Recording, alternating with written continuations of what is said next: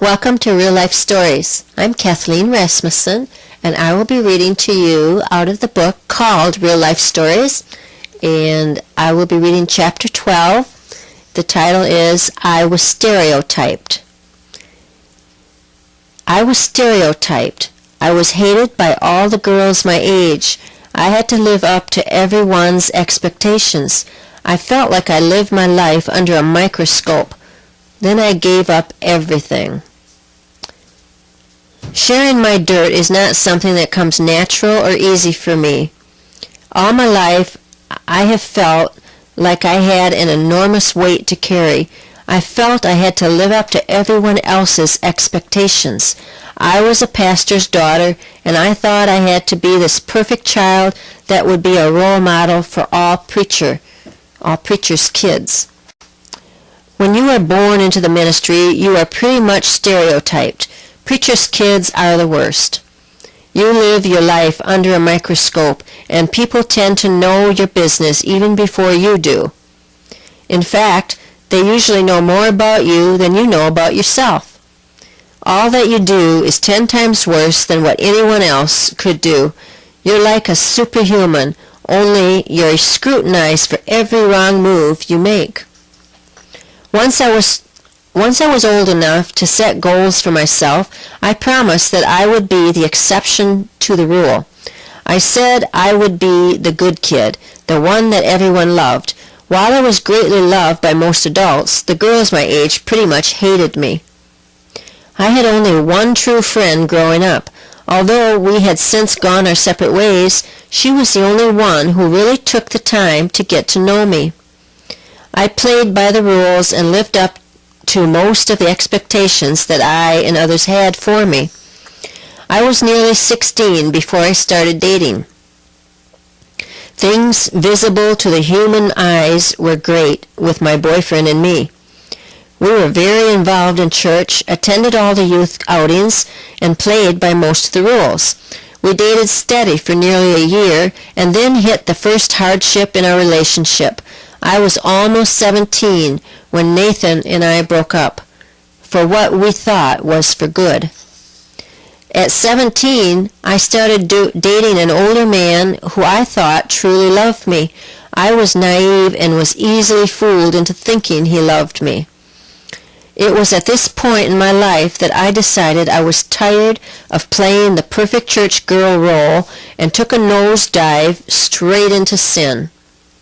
I was determined to prove to everyone that I was not this perfect person and that I was capable of making mistakes. I made some huge mistakes, which now have turned into the biggest regrets of my life. I gave up everything, all for this guy who I thought was going to marry me at age 17.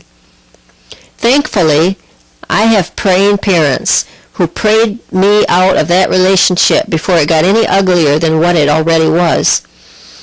It was a rocky road from that point on, and the mistakes of that relationship taunted me day in and day out. I rededicated my life to the Lord, and He, more willingly than you could ever imagine, forgave and welcomed me right back into His arms. I had won that battle, but the war was far from over. Just a short time later, Nathan and I got back together. We had just got back from youth camp and were on fire for God. Relationships are wonderful as long as God is involved. We served Him wholeheartedly for a while. Then, before we knew it, sin had taken over. We were presented with too many choices and made all the wrong ones. Misery set in, and in order to get our lives back on track, we knew we had to split up. That's exactly what we did. We spent several months apart and focused on restoring our lives and getting right with God. We both had so much baggage to deal with and had to truly learn how to let go and let God. Once we were able to allow God to be first in every area of our lives, we were able to date again. It wasn't the perfect relationship. We made plenty of mistakes and had many fights, but God dealt with us in more areas than you could imagine. He brought us back together for a reason. It wasn't too much longer before Nathan and I were engaged.